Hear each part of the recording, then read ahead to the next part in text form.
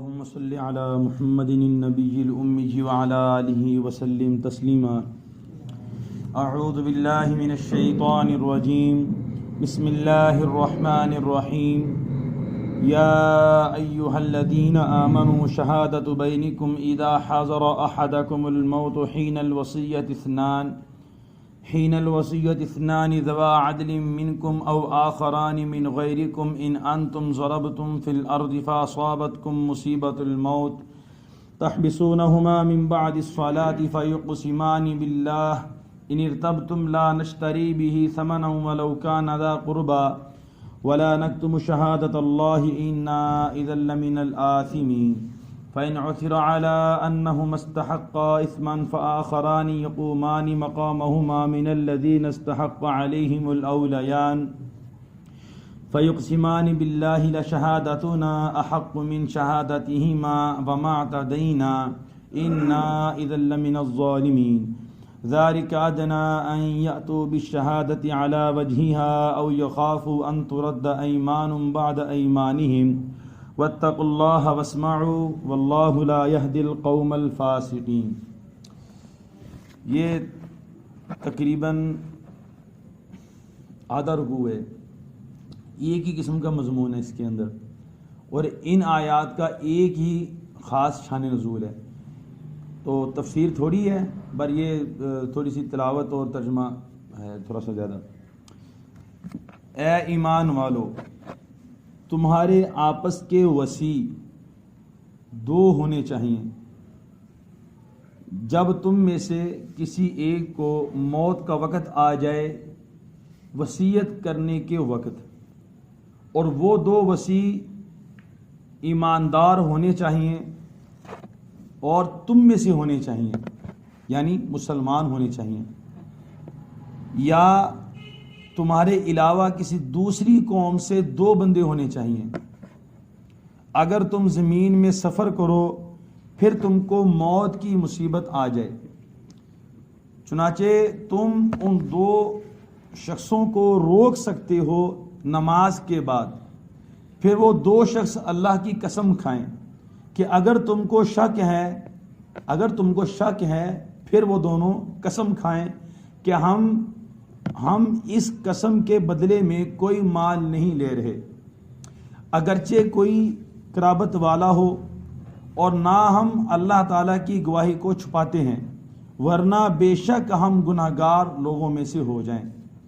پھر اگر یہ اطلاع ہو جائے کہ یہ دو قسم کھانے والے شخص گناہ کے مستحق ہوئے، پھر دوسرے دو شخص ان دو گواہوں کے قائم مقام ہوں گے ان لوگوں میں سے جن لوگوں کا حق دبا ہے، اور وہ دو شخص میت کے مرنے والے کے زیادہ قریب ہیں. پھر یہ دو شخص اللہ کی قسم کھائیں گے کہ ہماری گواہی زیادہ درست ہے ان دو جھوٹے گواہوں کی گواہی سے، اور ہم نے زیادتی نہیں کی، ورنہ ہم ظالم لوگوں میں سے بے شک ہو جائیں گے. تو امید ہے کہ یہ دو گواہ سچی گواہی ادا کریں گے، یا پھر ڈریں گے اس بات سے کہ ان کی قسمیں ان پر الٹی پڑ جائیں گی دوسرے گواہوں کی قسم کھانے کے بعد. اور اللہ سے ڈرو اور احکامات کو سنو، اور اللہ تعالی نافرمان لوگوں کو ہدایت نہیں دیتا. یہ آیات ہیں. ان آیات کا سب سے پہلے پچھلی آیات کے ساتھ ربط کیا ہے؟ ربط آیت پیچھے بھی آخرت کی اور دینی مصلحتوں کا بیان چل رہا تھا. یہاں سے اللہ تعالیٰ دنیاوی مصلحتوں کا بیان فرما رہے ہیں. یہ بتانا چاہ رہے ہیں کہ صرف تمہارا اللہ تمہاری آخرت کی فکر نہیں کرتا، تمہاری دنیا کی فکر بھی کرتا ہے، جس سے تمہارا نقصان نہ ہو. تمہارا آخرت کا نقصان بھی نہ ہو تب بھی اللہ تعالیٰ کے احکامات موجود ہیں، تمہاری دنیا کا نقصان ہو تب بھی تمہارے احکامات موجود ہیں. اس ان آیات کا شان نزول کیا ہے؟ یہ جو ساری آیات ہیں، ایک شخص تھا مکہ مکرمہ میں، مدینہ منورہ میں، جس کا نام تھا بدیل. مسلمان تھا بدیل، غالباً صحابی بھی تھا. ظاہر سی بات ہے اللہ کے نبی کی موجودگی میں جو ہے وہ صحابہ ہی ہوں گے. بدیل اس کا نام تھا. اور دوسرے دو شخص تھے تمیم اور عدی. یہ جو دو شخص تھے تمیم اور عدی یہ عیسائی تھے. وہ بدیل مسلمان تھا, یہ تمیم اور عدی یہ عیسائی تھے. اب شام کی طرف ان کی تجارت کے قافلے جایا کرتے تھے, تو یہ تینوں شخص مل کے شام کے لیے روانہ ہو گئے. تجارتی قافلے میں شام پہنچ گئے. وہاں پہنچے تو یہ مسلمان جو بدیل تھا یہ سخت زیادہ بیمار ہو گیا. اب بیمار ہونے کے بعد اس نے ان دو شخصوں کو وصیت کی. یہاں پر میں نے وصی کا ترجمہ کیا تھا کہ تم میں دو وصی ایسے ہونے چاہیے. وصی کہتے ہیں وہ شخص جس کو بندہ مرتے وقت وصیت کر جائے کہ میرا مال تم نے میرے وارثوں تک پہنچا دینا ہے, وہ مجھ سے دور ہیں, یہاں موجود نہیں ہے, جو بھی ایک بھی ہو سکتا ہے زیادہ بھی ہو سکتا ہے. تو وہ دو شخص یہاں پر موجود تھے, تو ان کو وصیت کر دی کہ تم نے میرا مال پہنچا دینا. اور اس نے ایک لسٹ اپنے سامان کی بنائی. دیکھیں کتنے سمجھدار لوگ ہوتے تھے. اس نے اپنے سامان کی لسٹ بنائی اور ان دونوں کو بتائے بغیر اپنے سامان کے اندر چھپا دی. یہاں سے ان کو زبانی میں کہہ دیا. دیکھیں دوست یہ ہوتا ہے, پر کسی پر اعتبار نہیں کیا جا سکتا کہ یہ دوست واقعی سچا ہے یا جھوٹا ہے. کسی کے دل کو کون جانتا ہے. تو اس نے ایک لسٹ تیار کی اور اپنے سامان کے اندر چھپا کے ڈال دی. ان کو نہیں پتا. اب یہ لوگ وہاں سے شام سے, وہ تو وہاں پر فوت ہو گیا, وہیں پر دفن ہو گیا, یہ وہاں سے اس کا سامان لے کر آئے اور آ کے مدینہ میں آ کے اس کے وارثوں کو سارا سامان دے دیا. جو اس نے سامان کی لسٹ بنائی تھی, اس سامان کی لسٹ میں ایک پیالہ بھی تھا چاندی کا پیالہ بھی اس سامان کے اندر تھا. اور وہ سادہ سا پیالہ نہیں تھا چاندی کا, اس چاندی کے پیالے کے اوپر سونے کا پانی لگایا ہوا تھا. یعنی سونے کے پانی سے اس کو سارا ملمہ کیا ہوا تھا. نقش و نگاہ جو اس کا تھا سارا سونے کے پانی کے ساتھ تھا. وہ ایک پیالہ اندر سے غائب تھا. جب وارثوں نے, اب ان کو نہیں پتا جو سامان لانے والے ہیں کہ وارثوں نے تو جب سامان کھولا ہے اس کے اندر جو ہے ایک پیالہ بھی کھا ہوا ہے. انہوں نے وہ پیالہ اندر سے چوری کر کے کہیں پر بیچ دیا تھا. پر یہاں پر آ گئے, ان کو نہیں بتایا کہ ہم نے بیچ دیا, وہ سارا کا یہ سامان ہے جی. انہوں نے لسٹ تلاش کی تو اس میں سونے کا پیالہ, چاندی کا پیالہ بھی تھا جس میں سونے کا پانی رنگا ہوا تھا, ملمہ کیا ہوا تھا. تو انہوں نے دعویٰ کر دیا ان دو سامان لانے والوں کے اوپر کہ ان دو نے ہمارا وہ پیالہ چوری کیا ہے. پہلے تو ان سے یہ پوچھا کہ یہ پیالہ کہاں ہے, کیا وہ ہمارا مرنے والا اتنا ہی مریض ہو گیا تھا کہ علاج کے اندر, دوائی داروں کے اندر اس نے اپنا پیالہ بیچ دیا, اور بیچ کے اس نے جو علاج کرنے والا تھا اس کو دے دیا اور سارا دوائی دارو کر لیا, یا اس نے کسی اور کو بیچ دیا تھا سامان تجارت میں. تو انہوں نے کہا یہ ہمیں نہیں پتا کہ وہ پیالہ کہاں پر چلا گیا. انہوں نے دعویٰ کر دیا وارثوں نے کہ یہ سامان لانے والے جھوٹ بول رہے ہیں, ہمارے پاس لسٹ موجود ہے اس بندے کی لکھی ہوئی, وہ کہہ رہا ہے کہ اس کے اندر پیالہ, وہ یہ کہہ رہے ہیں ہمارے پاس پیالہ نہیں ہے. انہوں نے, اب شریعت کا قانون یہ ہے کہ جو دعویٰ کرنے والا ہوتا ہے وہ گواہ پیش کرتا ہے. حدیث پاک میں بھی یہی ہے, جو دعویٰ کرتا ہے گواہ اس کے ذمہ, جو انکار کرتا ہے قسم اس کے ذمہ. یہ شریعت کا اصول ہے. یہ اصول اگر اپنا لیا جائے تو ساری عدالتوں کے مسئلے حل ہو جائیں. اب یہ جو وارث تھے, چونکہ یہ دعویٰ کرنے والے تھے, اب ان کے ذمہ یہ تھا کہ تم گواہ پیش کرو. ظاہر سی بات ہے ان کے پاس کوئی گواہ نہیں تھا. تو اب جو دوسرے سامان لانے والے تھے ان کے ذمہ قسم تھی, انہوں نے جھوٹی قسم کھا لی.